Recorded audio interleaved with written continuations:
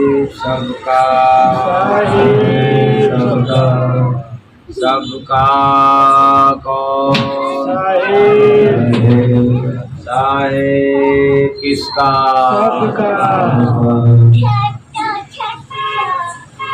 आज हम लोग सचिवालय नगर बनस्थलीपुरम हैदराबाद तेलंगाना में बड़े ही आस्था भाव के साथ रात्रि के समय में आध्यात्मिक भजन सत्संग सुनने के लिए बैठे हैं। तो कार्यक्रम की शुरुआत एक भजन के साथ। साहेब सबका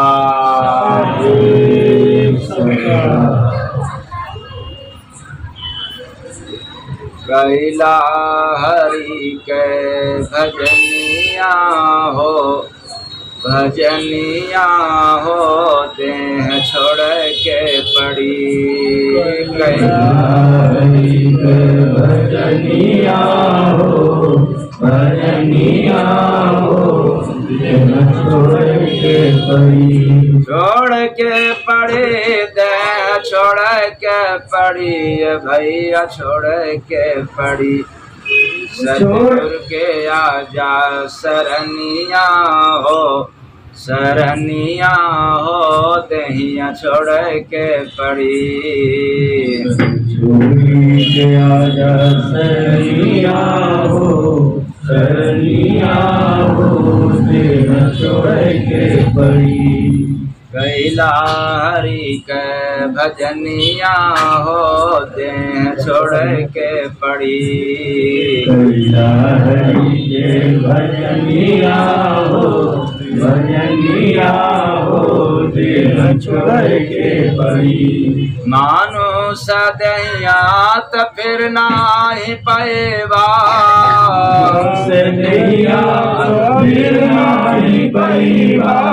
कैला हो चूक तो फिर पछतैबा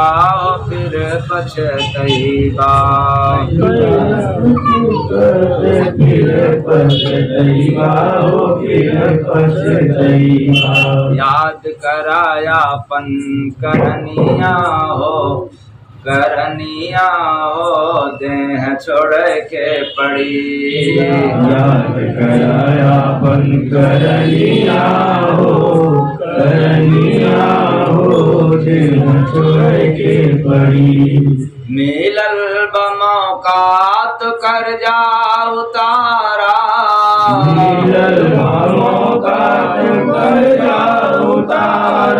श्वास पकड़ के उतरा हो पारा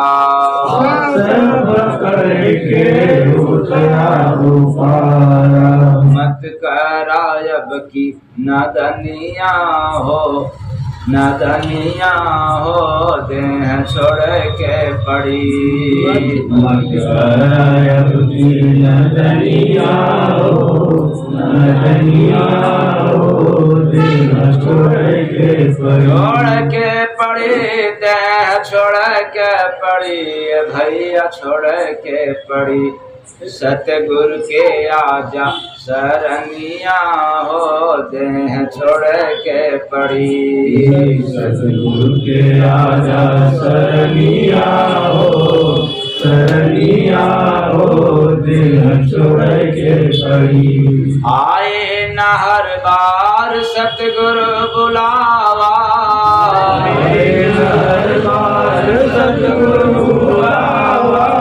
पाके नर्तन हरि गुण गावा हरि गुण गावा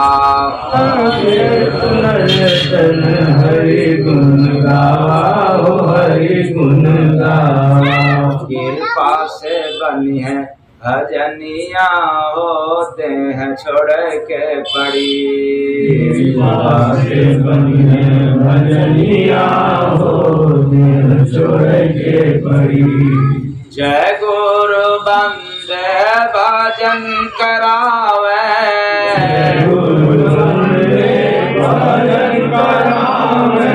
जन्मों जन्म जन्म के कर्म मिटावे हो कर्म मिटावे।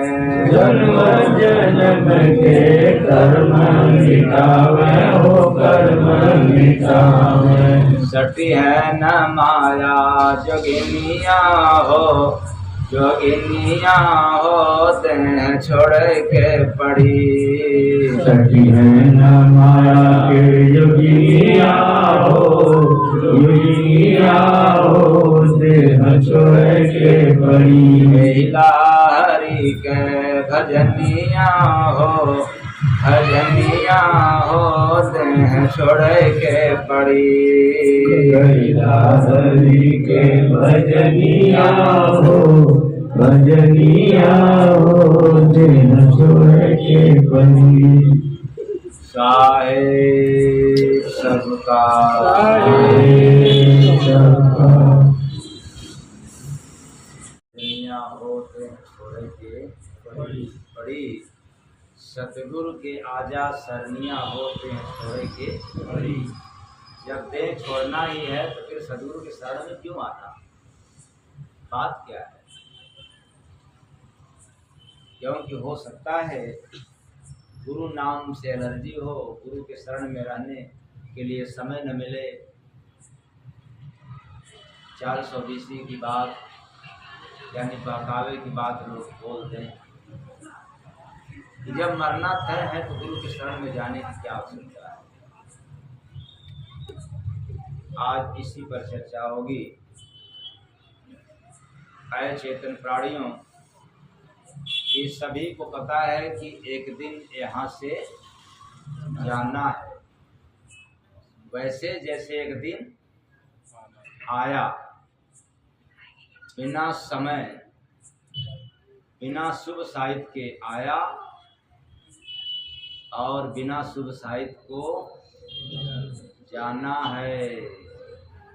लेकिन जाना है, जाएगा कौन? देह या जीव? जीव जाएगा। क्योंकि आने और जाने का जो पावर है, जो क्षमता है, वो जीव के पास है। देह कहीं आता जाता नहीं है। अगर किसी को घमंड हो कि नहीं शरीर ही आता जाता है, तो जब यह देह मुर्दा बनकर के लोग ले जाते हैं, तब जरा याद कर लेना ये देह जा रहा है कि देह को लोग लिए जा रहे हैं। तो पता चलता है कि देह अपने से जाता नहीं, क्योंकि ये मुर्दा है। इसलिए जाने वाला जीव है, आता भी है और जाता भी है। इसलिए मैंने कहा कि कैला हरि के भजनिया हो भजनिया हो देह छोड़ के पड़ी।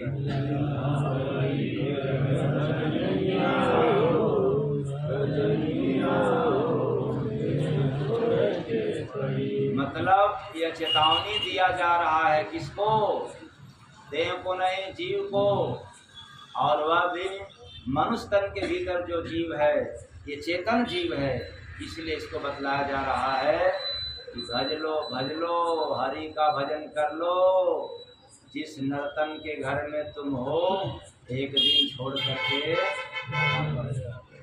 जाना पड़े। और याद करो, जितने लोगों में तुम भूले हुए हो या जो काम करने में भूल गए हो, वही तुम्हें दुख देगा तब जब यह छोड़ करके जाना होगा तब।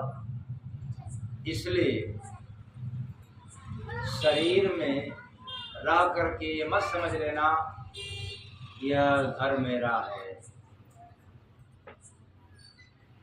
यह तो काल माया का डेरा है। जिस संसार में हम लोग रह रहे हैं, ये काल माया का घर है। इस पर अधिकार काल माया का है। तो मैं कहना चाहूँगा कि केवल शरीर में जीने वाला पशु होते हैं। जो संसार में केवल शरीर में जी रहा है, शरीर के लिए जी रहा है, वह पशु के समान है। और मन में जीने वाला थोड़ा इससे अलग हो गया। मन में जीने वाला मनुष्य है, शरीर में जीने वाला पशु, मन में जीने वाला मनुष्य, बुद्धि में जीने वाला विद्वान है। जो बुद्धि के अनुसार जी रहा है या जीवन यापन कर रहा है, उसको क्या कहते हैं हम लोग? विद्वान है। तो बड़ा अंतर हो जाएगा इसके आगे। वो क्या? आत्मा में जीने वाला तो आत्मज्ञानी है।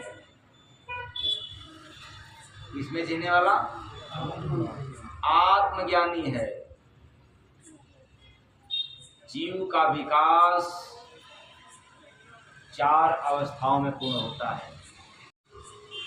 इसलिए आप लोग केवल शरीर में ही न जिए, अर्थात शरीर के लिए ही काम न करें। मनुष्य तन मिला है तो शरीर के साथ साथ आत्मा के लिए भी काम करना है, या आत्म कल्याण करने के लिए मनुष्य देह मिला है। तो आत्म कल्याण के लिए क्या करना पड़ेगा? कैला हरि के भजनिया हो। किस कल्याण की बात हो रही है? आत्मा के कल्याण के लिए मात्र समस्त वेदों में, पुराणों में, शास्त्रों में यह प्रमाणित है, सिर्फ हरि का भजन। और इस बात को सभी लोगों ने दर्शाया है। सिर्फ वेदों पुराणों की बात नहीं, सारे संत महात्माओं ने दर्शाया है।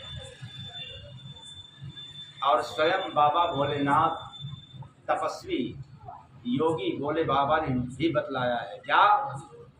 कि माँ कहूँ मैं अनुभव अपना, असत हरि भजन जगत सब। तो शंकर के पुजारियों को क्या कहा जाए? ओम नमः शिवाय, ओम नमः शिवाय। हरि का भजन नहीं है। क्योंकि बाबा भोलेनाथ ने कहा है कि सत हरि भजन जगत सब सपना। अब कोई मान बैठा कि शंकर ही भगवान है तो कैसे कल्याण होगा? कैला हरि कै भजनिया हो, भजनिया हो, देह छोड़ के पड़ी।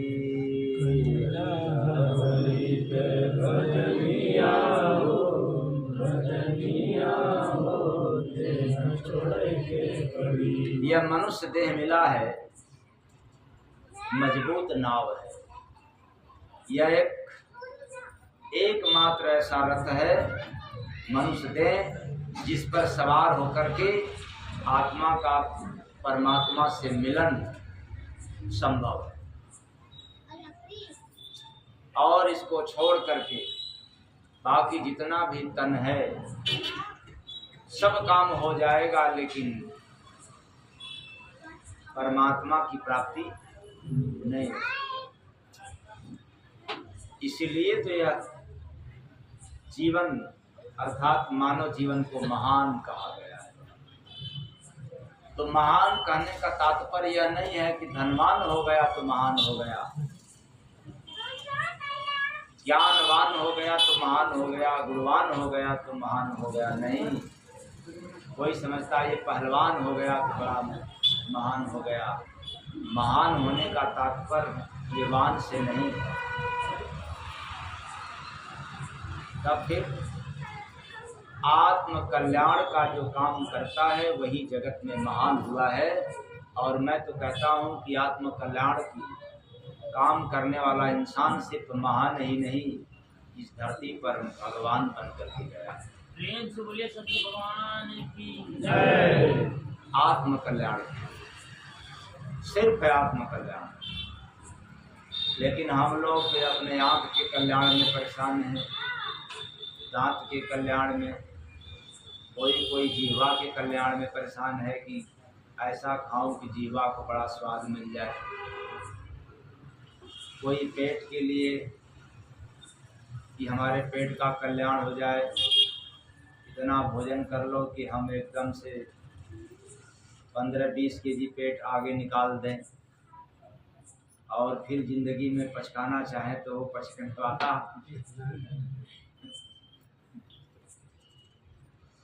तो कहिला हरि के भजनिया हो, भजनिया होते हैं छोड़ के पड़ी। हरि के भजनिया हो, भजनिया होते हैं छोड़ के पड़ी। यह शरीर एक मिट्टी का बना हुआ बर्तन है, पंच भौतिक, ये प्राकृतिक देह है, इसलिए तो इसको नश्वर कहा जाता है। नाश इसका होता है, आत्मा का नाश नहीं होता, इसलिए तो आत्मा को अजर अमर अविनाशी कहा गया। मिट्टी के घड़े पर सूर्य चमकता है, ऐसा सभी लोग जानते हैं। तो फिर होता क्या है, जैसे ही मिट्टी के घड़े के नष्ट होने पर सूर्य नष्ट नहीं होता, घड़ा फूट जाता है, लेकिन सूरज टूटने फूटने वाला नहीं होता। उसी प्रकार ये आत्मा शरीर को प्रकाश देती है। ये जो सभी के भीतर आत्मा है, ये पूरे शरीर को प्रकाश देती है, इसीलिए तो आत्मा प्रकाशवान है। अगर आपको प्रकाश दिख गया अपने भीतर, तो फिर भगवान को खोजना नहीं है, आप अंधे नहीं हो, आप देख रहे हो। यदि आप प्रकाश को नहीं देख रहे हो, मतलब स्वयं को नहीं देख पा रहे हो, तो फिर आप घूमते रहो, दौड़ते रहो, कोई मतलब नहीं है। तो आत्मा शरीर को प्रकाश देती है, और शरीर के मरने पर आत्मा का भी नाश कभी होता नहीं है, क्योंकि आत्मा नष्ट होता ही नहीं, उसका प्रकाश जहाँ रहता है वो प्रकाश युक्त रहता है। तो आत्मा का ठहराव कहाँ है? देह में, दोनों आँखों के भाव के मध्य में, जिसको कहते हैं आज्ञा चक्र, त्रिपुटी, दिव्य दृष्टि, हरि द्वार, हरि का द्वार, यही है हरि का द्वार, इसी से आप दीदार कर सकते हैं। इसी को कहते हैं अशोक बंद, यानी इसमें ध्यान लगाने वालों को अशोक, जहाँ शोक न हो उसे क्या कहते हैं? अशोक। यहाँ पहुँचने के बाद कोई शोक नहीं रहता, क्योंकि यहाँ पहुँचने के बाद संसार का भान भी नहीं रहता, शून्य में हो जाते, निर्विचार हो जाते। और यह कोई साधु ही करवा सकता है, ये केवल सुन लेने से, जान लेने से कभी नहीं उतर सकता है घटना, क्योंकि इसके मर्मज्ञ, इसके अनुभवी कोई संत महापुरुष होते हैं। तो यहाँ आने के बाद देह छूट जाता है, संसार छूट जाता है, समाज छूट जाता है। जब जब यहाँ आओगे छूटने की आदत बन जाती है, और इतना आदत बन जाए कि जब देह छोड़ना हो तो इसको कोई कष्ट न पड़े, आदत पड़ जाए। ये भजन से ही होता है, भजन मौत सिखाती है प्रतिदिन। इसलिए मैंने कहा कि कहिला हरि के भजनिया हो, भजनिया हो देह छोड़ के पड़ी। हरि के भजनिया हो, भजनिया हो देह छोड़ के पड़ी। तो यह घटना घटेगा किसी साधु पुरुष के पास, किसी तत्वदर्शी महात्मा के पास। साधु कहने का तात्पर्य तत्वदर्शी, जो तत्व को जानता हो, राम नहीं राम के तत्व को जानता हो, कृष्ण नहीं कृष्ण के तत्व को जानता हो, वेद नहीं वेद के सार को जानता हो, वेद वेदांत तो बहुत लोग सुनाते हैं, लेकिन सार नहीं बतलाते, कोई मतलब नहीं। वैसे जैसे साधु गया तो क्या हुआ, माला पहनी 4, साधु हुआ तो क्या हुआ, माला पहनी 4, बाहर भैंस बनाया, भीतर भरी भंगार, भीतर कचरा भरा हुआ है, काम क्रोध लोभ राग द्वेष ईर्ष्या चुगली कपट अहंकार जाति मजहब संप्रदाय ढोंग आडंबर रीत तथा प्रचलन, ये सब जिसके अंदर भरा पड़ा है, ऐसे इंसान से या ऐसे साधु से आत्मा का कल्याण होने वाला नहीं है। इसलिए कर लो क्या, कैला हरि के भजनिया हो देह छोड़ के पड़ी, कैला हरि के भजनिया हो छोड़ के पड़ी, छोड़ के पड़ी देह छोड़ के पड़ी, भैया छोड़ के पड़ी, सतगुरु के आजा शरणिया हो देह छोड़ के पड़ी, सतगुरु के आजा शरणिया हो